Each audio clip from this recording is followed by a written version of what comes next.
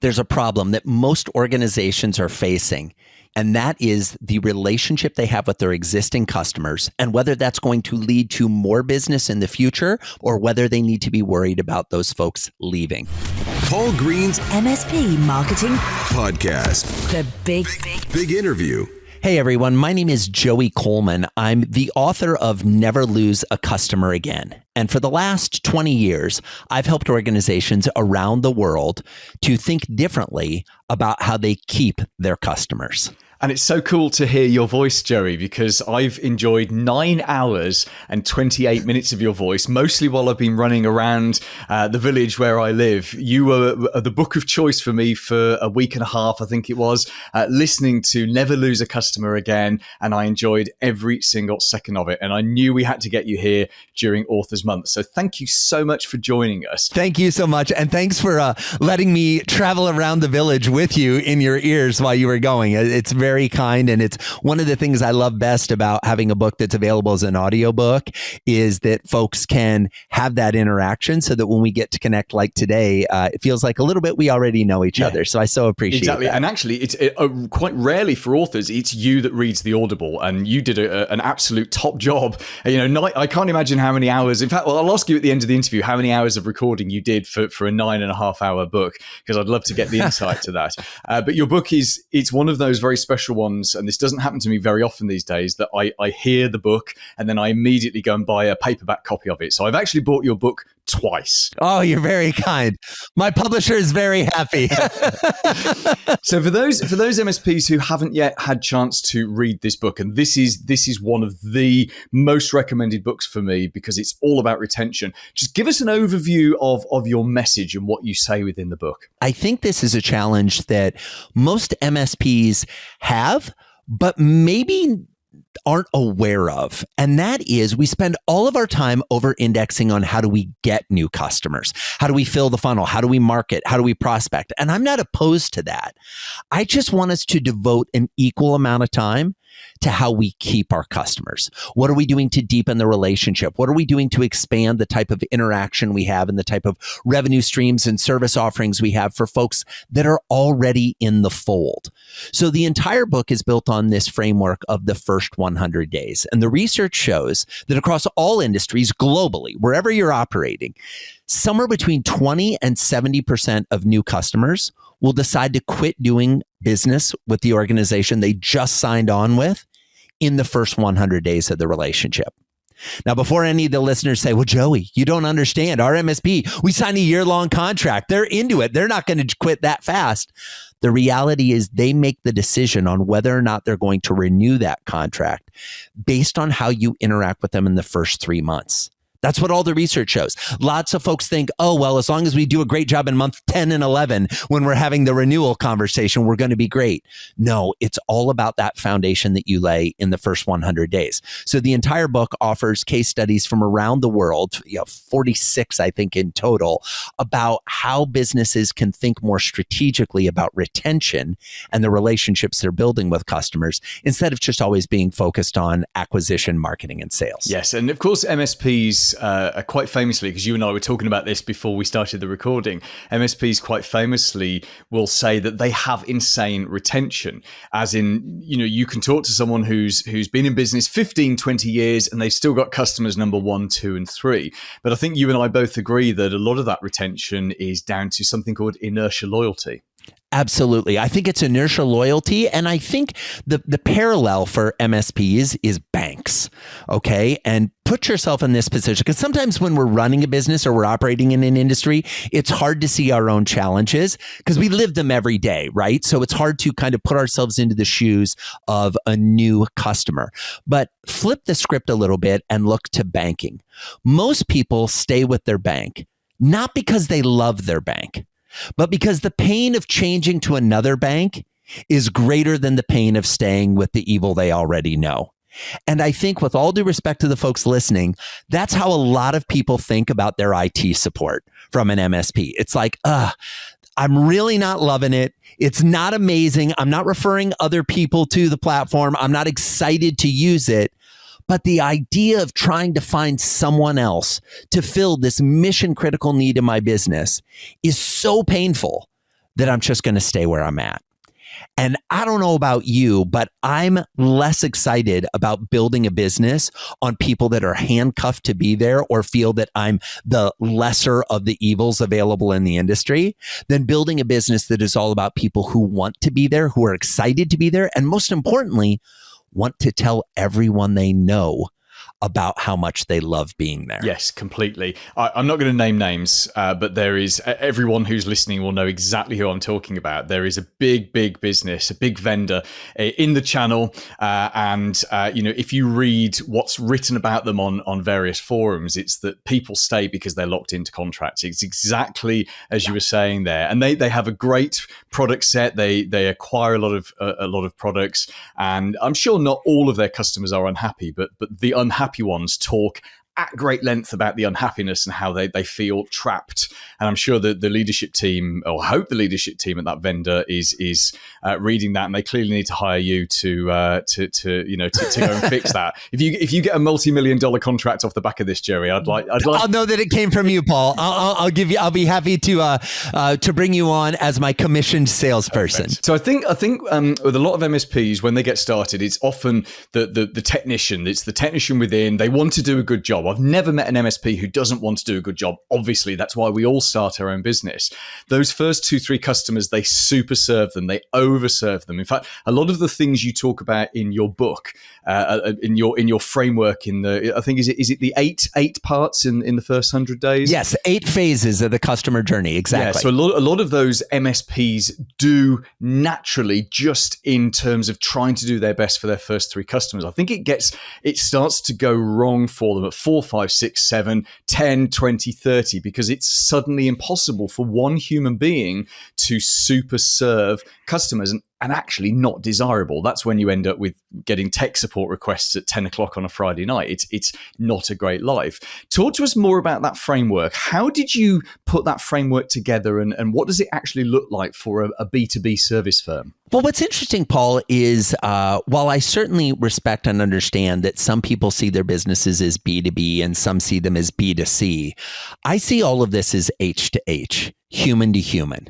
And while I recognize that maybe when you're getting a long-term contract with a corporation, it's at a different price point, there might be more lawyers involved, there might be more people involved than selling to an individual consumer. The reality is the emotional impact and the emotional relationship we have with the people we do business with is often overlooked in a B2B setting. I think at the end of the day, the challenge that many businesses have, as you point to, as they grow and as they scale, is we go beyond knowing the people who are our customers. We go, that first customer, their name, their significant other's name, you probably know their children's name, if they have pets, because they're the only customer you're serving. You're holding them in the palm of your hand and you're waking up in the morning thinking, I got to do everything I can to make this person happy, because if I lose them, there's no food on the dinner table tonight. As we grow and as we expand, our ability to not only service those folks, but even just to keep in our mind the scope of the relationship, the depth of the things that matter to them, becomes exponentially more difficult. And then as we hire new employees to help our team, other technicians to serve them, customer support members, the problem is they don't have the back history that we have. They're trying to get up to speed. And what are we doing? We're continuing to throw more new customers into the mix because we want to grow and scale, because now we have to pay for these team members that we've just hired on. So it becomes this vicious cycle that just feeds upon itself. I think the opportunity available to every MSP owner is to say, what can we do to step back just for a moment and look at the depth of the relationships, or potentially the lack of depth of relationships, that we actually have with our customers? What are we doing to navigate them through a relationship with us where we're paying attention to where they are in the customer life cycle? As you mentioned, I believe there are 8 phases to the customer life cycle, and you don't get someone to move from one phase to the next unless you're behaving intentionally.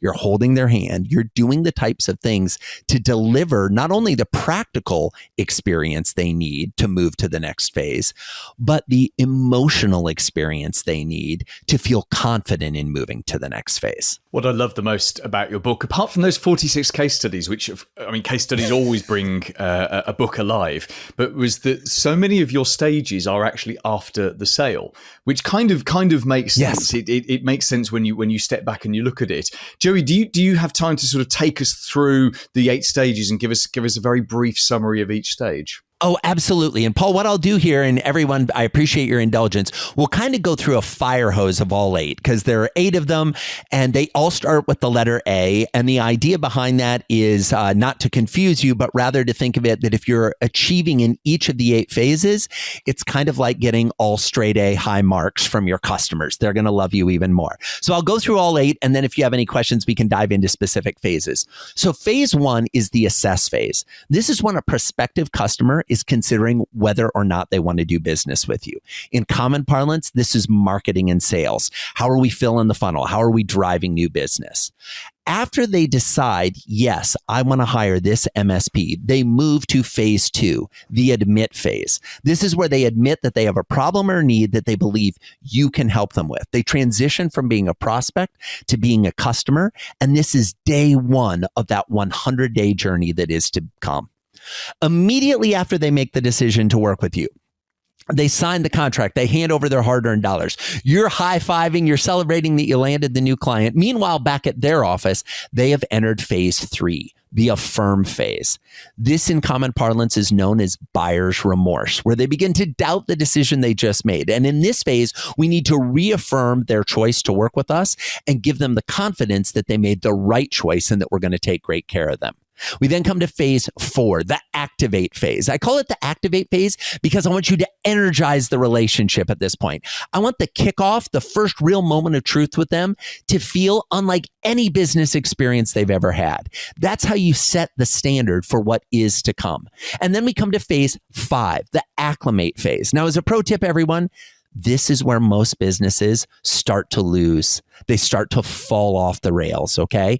In the acclimate phase, your new customer is getting used to your way of doing business. They're figuring out, do we do tickets? Do we call? How do we, get information? How do we take advantage of the services and the products that we've signed up for? See, you've done this hundreds of times, thousands of times, maybe tens of thousands of times. But to a new customer, they have no idea what comes next. And you may say, but Joey, I put it in the contract. We explained it in our kickoff meeting. They have a manual that shows them how to do it. Folks, with all due respect, you sign things that you don't read all the time. All the time. And your customers are exactly the same way.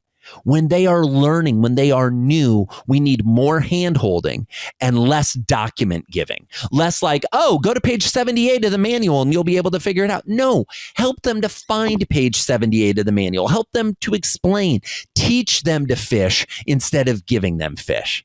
We then come to phase 6, the accomplish phase. In the accomplish phase, our customer achieves the goal that they had when they originally decided to do business with us.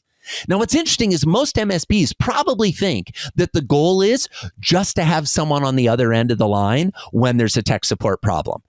That's all they want. As long as we're taken care of, as long as we've got the backup, we're good to go. No, friends. There is a much deeper emotional reason why they've decided to do business with you. Maybe that's they had a problem in the past where they couldn't get help and it costs them money, it costs them morale, costs them some type of a negative impact. Maybe they have a vision of where they're growing or taking their business in the future and they know they've expanded past their in-house team's technical capabilities. There is some goal that they have. And if you're not tracking that goal, paying attention to that goal as it progresses, and then celebrating the achievement of that goal when they accomplish it, they're not going to celebrate it either. We then come to phase 7, the adopt phase, where the customer becomes loyal to us and only us. They're all bought in. They're not going to look at the competition. They are committed.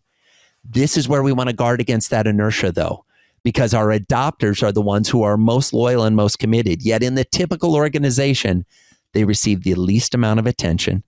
They receive the worst pricing because we give our best prices to the new people, and they don't get the same level of care and focus and consideration that they did when they first joined. And last but not least, if we've made it through all 7 phases, we have the right, the privilege to take our customers to the 8th phase, the final phase, nirvana, when they become an advocate. a raving fan singing our praises far and wide. Now, Paul, I don't know about you, but I have yet to meet an MSP anywhere in the world who has said to me, Joey, I'm all good on referrals. I don't want any more referrals. I'm happy with my business where it's at. We don't need anyone. No, we all want more referrals. The problem is the typical business is trying to jump from the early phases to the last phase without navigating their customer through the necessary phases before a customer feels comfortable making a recommendation. And if you doubt the validity of that statement, I would just ask anybody listening to consider how willing you are to put your name, your reputation on the line in referring a B2B provider to one of your fellow business owners before you really know if they're able to deliver.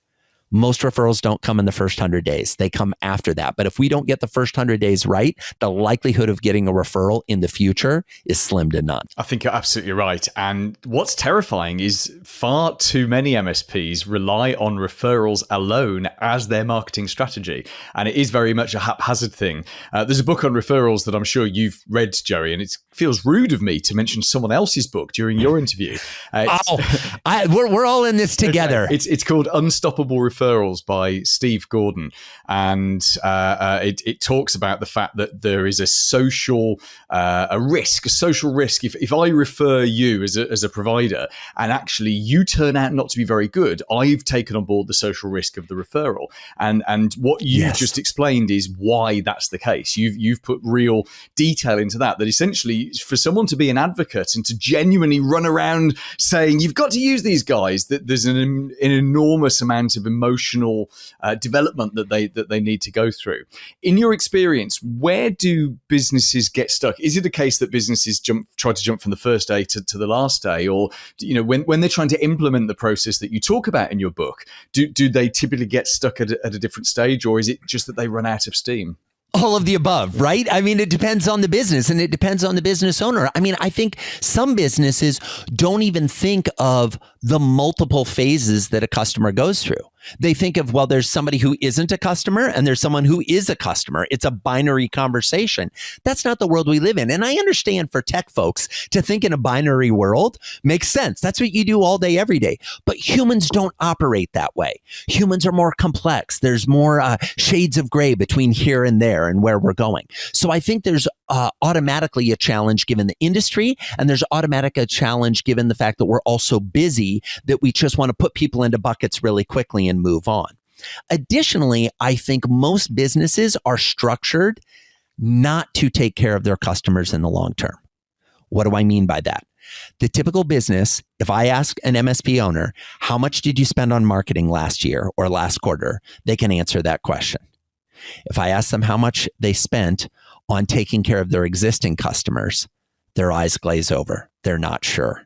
If I go to the typical business and I say to the sales team, what are our goals for this quarter? How many new clients are we trying to land? And then I go to the rest of the company and I say, what are our goals this quarter for how much we're going to expand the relationship with our existing clients? I don't get any answers. Instead, I get things like, well, we're just not going to lose any. We're going to try to save them. We're going to have this retention program that really isn't retention. It's more of a crisis response program that if somebody's going to leave, we're going to put a ton of effort and human power towards it to try to save them.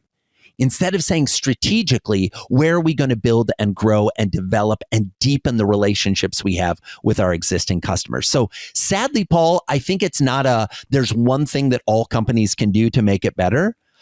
I do think the opportunity is to say, what is our current customer journey? What does it look like? Because most businesses haven't even done that. They haven't even mapped the current customer journey. They did it maybe when they first started out with their business, but once you're up and running and you're successful, going back and looking at what the actual experience is often something business owners don't do. I'll give you a quick story. This past weekend, I was working with a mastermind group that we flew into Las Vegas and we had a whole event for them. And as part of that process, we mapped the journey. Now, I had CEOs in the room. And what I noticed is by the time we were done mapping the journey, over the course of the next several hours, they would keep saying, oh, but then there's also this other thing we do. Oh, and I need to check with my team because we used to do that, but I'll be candid, I'm not even sure we're doing that anymore. lots of times as our business grows, we get away from the hand-holding, from the care and the consideration that we had when our business started. And as a result, we become more focused on, well, what is the big picture, instead of paying close attention to those details that are actually the things that are going to keep us in business long term. Yeah, I can imagine. There's two more things I want to ask you, Joey, and then unfortunately I have to end our time together. I do want to ask you what else you do to help businesses. Clearly, you mentioned like the mastermind in Vegas, which all sounds very showbiz. So we'll come on to that in a second. Before we do, let's just talk about the actual book itself. So I was going to ask you how long it took you to write it, but I'm conscious that the actual physical putting down words on a page can often be a very short period of time. Often these kind of books, and this feels like a lifetime's work in a book. How long do you think it's taken you to create this book? Well, Paul, it's a great question, and I'm actually in the process of writing my second book right now, so we can kind of compare the two. With my first book, I had given hundreds and hundreds, if not thousands, of speeches on this topic over almost 15 years. So by the time I sat down to write the book, I didn't actually write the book. I talked the book because I'm a speaker. So what I did is I recorded myself talking through the chapters and then had that transcribed. To get the first draft of the book took 12 hours. Now, it's 12 hours that were built over 15 years. Yeah. But it took 12 hours to lay down that first version of the book, which was about 240 pages. Final book was about 340 pages. So you see that the editing process that happened over the course of the next month to 3 months, and then all the work we did beyond that, added an additional 100 pages of clarification and content and additional case studies. So I think when it comes to writing a book, lots of times people's first book is one that they've spent a boatload of time on. And the second book is a little more of a challenge. Now, for my second book, which is called Never Lose an Employee Again, comes out in June of 2023 and is all about what can we do with these same 8 phases when we turn them internally on our organization to retain our top talent. It's taken a little bit longer to write, but has also been being researched and written in the last, 5 or 6 years as opposed to 15 years. And so it's a little bit of a different environment.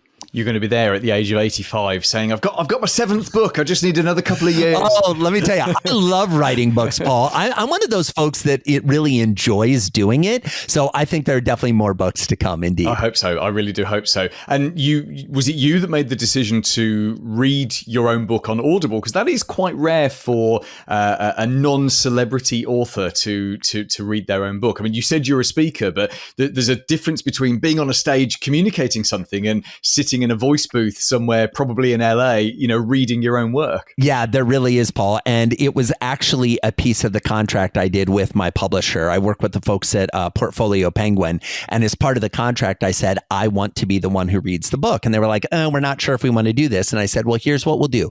Let's do an audio test. And if you feel confident in my ability to do the book, then we move forward. And by the time we got ready to record the audiobook, we'd had so many conversations with their team. They were like, we think you know this well enough to be able to run with it, which I was very appreciative of and honored by. And you asked earlier, we booked 3 days to record the entire book, and it took us a day and a half.